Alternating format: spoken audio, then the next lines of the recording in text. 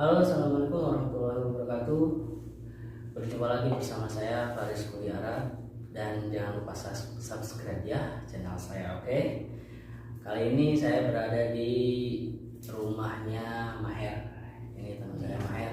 Saya kenal dia itu tahun 2019 semenjak saya bekerja bareng dia. Dia berasal dari NTB. Ini perpaduan antara NTB sama Sunda ini, Jawa Barat ini. Lombok ya. Nah, gimana Her, sehat ya? Alhamdulillah sehat. Gimana perjalanan sekarang, musim sekarang ini semenjak ada lockdown sampai sekarang itu gimana perkembangannya? Untuk sementara setelah lockdown ya alhamdulillah. Ya, alhamdulillah kita selalu diberikan kesehatan, panjang umur. Amin. Semoga juga mendapatkan rezeki yang halal yang barokah untuk keluarga. Amin. Tetap sehat walafiat jasmani dan rohani, dikuatkan iman ibadah kita. Amin ya Allah. Insyaallah. Jadi begini ya, saya tuh mau menggali kapan gitu. Pertama berangkat ke sini tahun berapa? Pertama berangkat ke sini sekitar tahun 2012 ya. 2012 ya. 2012. Berarti udah 10. Iya. Masya Allah ini. Nah, dengan usia 10 tahunan, alhamdulillah kita dalam keadaan sehat walafiat. Dan sebagai halangan dari tangan kita pernah alami juga pahit manisnya yang namanya kehidupan di rantauan itu ya kita jalanin aja. Jalanin aja gitu ya. Bagaimanapun itu sadar kalau kita itu berada di rantauan, manis pahitnya. Manis pahitnya harus Betul. ditelan.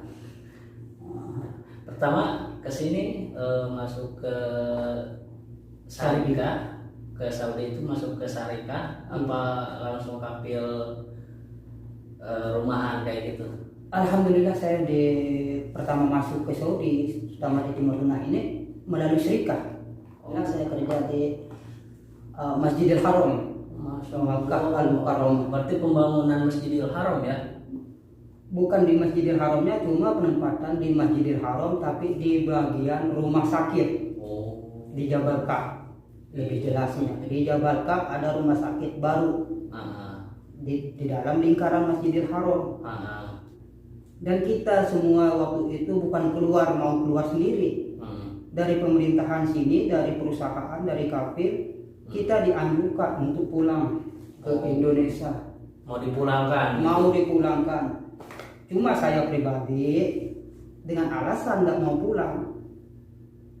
Terlebih-lebih saya tidak ngerti bahasa, tidak tahu saya siapa yang saya tuju di Mekah, mau ke maktab mana, mau ke kantor mana, saya tidak tahu. Oh iya. Akhirnya kehidupan itu saya jalanin. Berarti intinya harus hafal bahasa juga. Harus hafal bahasa. Selebih-lebih kita tidak kenal satu sama yang lain. Tidak kayak sekarang. Iya. Sekarang mah banyak orang Indonesia di Mekah, di Jeddah, di Madinah banyak. Apalagi ya di media sosial kayak gitu ya. Setelah itu kita jalanin. Demi Allah, saya 1 bulan di Tawaf Sa'i, tempat Tawaf Sa'i. Nah, di Tawaf Sa'i ini saya tidur siang malam.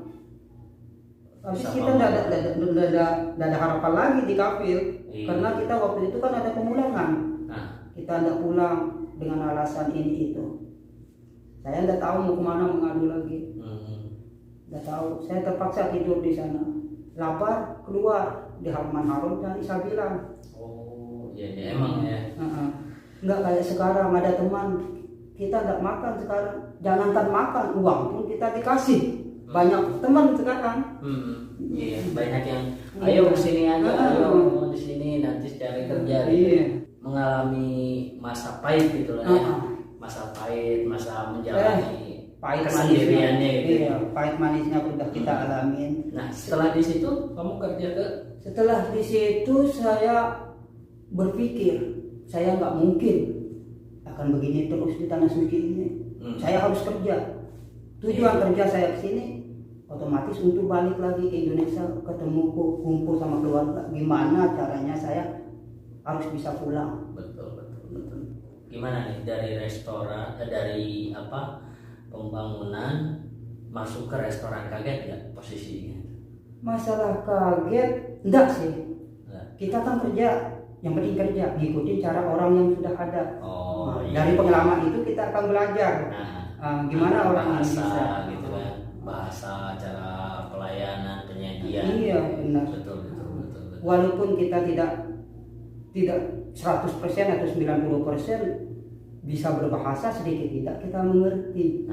Iya. Emang sih kalau karena keutamaan orang Indonesia itu yang di sini itu cepat paham. Iya. Cepat paham yang pertama, cepat paham pekerjaan. Yang kedua itu kalau sering berbicara sama orang sini, jadi kita tuh ingat. Makin lama itu makin ngerti sama adabnya juga. Betul itu. Nah, terus kita di situ harus menyelesaikan diri. Dimana kita di sini kerja restoran, otomatis kita tahu apa menu dari restoran ini. Walaupun kita tidak tahu namanya, tapi sedikit tidak kita pernah mendengar. Jadi itu udah direkam dalam pemikiran itu. Oh berarti ini maunya ini maunya. Tapi kalau kerja di restoran, orang laki yang cerewet kan, tahu sendiri orang laki itu lebih cerewet daripada perempuan. Di sini mah. Benar. Bahkan yang lebih garang itu ya. Tapi kita harus memahami itu. Kalau kita membawa emosi kayak di Indo, mungkin kita tidak bakalan lama. Iya. Kita harus ikutin maunya. Cara tekstur berbicaranya itu kayak ngebentak. Keras. Cuman padahal itu udah kebiasaan. Jadi intinya orang itu besar suaranya atau gimana, udah kelihatan ini uraturannya ini tuh itu udah biasa di sini tuh. Jangan dianggap marah. Bahkan yang paling saya salut sama orang sini tuh, hari ini dia itu marah-marah gitu ya, marah-marah kalau di restoran itu. Besok saya nggak bakalan balik lagi ke restoran ini. Tapi masalah amarahnya itu besoknya itu udah hilang, biasa lagi sama kita. Jangankan besok, setelah disajikan pun kita saling memaafkan. Itu bagusnya sebagai umat muslim itu, saling memaafkan gitu. Kalau ada orang Indonesia sendiri, awas ya nanti kamu benar ya kelar. Tapi di sini mah cuma ngomongnya doang, ngaruh fisik enggak ya. Betul. Saya sempat juga kerja di hotel. Di hotel dulu. Hotel lagi. Dari restoran masuk ke hotel. Hotel lagi. Bagian biasa ngelayani sama seperti di restoran. Tapi di cateringnya. Bukan jemaah Indo kita layani di situ. Jemaah dari Turki. Dari Turki. Terkadang egois juga ya, bahasanya mau bahasa dia sendiri. Jelas. Setelah kerja di hotel kan jarak sekian bulan nih, hajian datang. Saya pegang jemaah haji. Saya kerja di hotel itu selama musim haji berlalu 1 bulan kan. 1 bulan berlalu musim haji, saya kerja di hotel. Itu pun kerja saya di hotel itu siang malam. Siang malam, bukan siang doang. Jadi diem di hotel itu. Tapi bagian pengurusan makan. Pokoknya semua kita urus sesuai dengan kebutuhan jemaah haji. Berarti kerjanya ke hotel, bukan ke restoran. Bukan. Iya, seperti beres-beres. Beres-beres. Mau kemana antar. Siang, pagi kerja jam 8. Istirahat jam 12 biasa. Keluar jam 1. Setelah jam 1 sampai jam 5. Setelah jam 5 kita istirahat dulu sampai sholat isya. Setelah itu saya nggak bisa tidur lagi. Kenapa? Saya lagi jualan. Jualan juga. Jualan juga. Jualan macam saya jualan tasbih. Hati onta. Nah, hati onta ini yang paling dibutuhkan ini.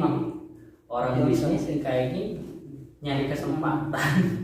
Kerja di hotel sambil jualan, cari kesempatan juga untuk yang penting halal gitu. Iya, saya harus kerja seperti janji saya nggak bisa begini dulu. Janji saya kan gitu. Punya uang saya kerja. Saya kangen juga keluarga saya. Betul. Rindu keluarga. Jadi yang utama itu karena untuk keluarga. Bukan untuk gengsi. Kalau masalah untuk pribadi, kita mah santai-santai aja kan. Gitu. Kalau tapi nggak ada yang tahu kok. Penting keluarga tercukupi. Betul. Alhamdulillah. Jual hati onta pun jemaah itu, wah itu paling orderan utama. Orderan utama hati onta. Lo pernah habis berapa pak gitu? Kalau tahun 2017 itu kan saya sempat jualan masih tahun 2017 18 itu sebelum lockdown ya. Iya. Sampai saya persiapan 1000 bungkus hati onta. 1000 bungkus kali harganya? Kali 5 real. Saya tidak mau jual 10 real. Karena apa? Jemaah Indo itu lain pembeliannya sama jemaah luar. Karena apa? Saya sendiri orang Indonesia, perhitungkan duit Indo. Kalau saya jual 10 real di sini, dia kalikan 40.000 tidak akan laku. Betul. Dia pun kalau punya uang rupiah, dia tawar 15.000. Kamu kasih. Kan saya rugi 5.000 nih. Kasih. Oh, jadi perhitungannya ke uang Indonesia. Indonesia 15.000. Jadi otomatis jemaah itu kan giur dia. Oh udah murah dah, ambil gitu. Betul. Jangan kita sekarang fokus sama harganya. Kalau kita fokus sama harganya, otomatis konsumen ini tidak akan mau. Walaupun sedikit, tapi ngelaris. Iya. Itu yang kita harapkan. Berkah juga. Berkahnya itu. Betul. Dan bukan kita ngambil dari satu patokan, ini misalnya 5 real. Seandainya dia nawar saya mau 10, udah kasih 2 atau 3 lebihnya. Jangan kita berpatok sama bungkusan dengan harga. Berarti ini juga bisa terbilang kamu berjualan yang penting modal udah tertutup, sisanya untuk sedekah. Iya. Bagus.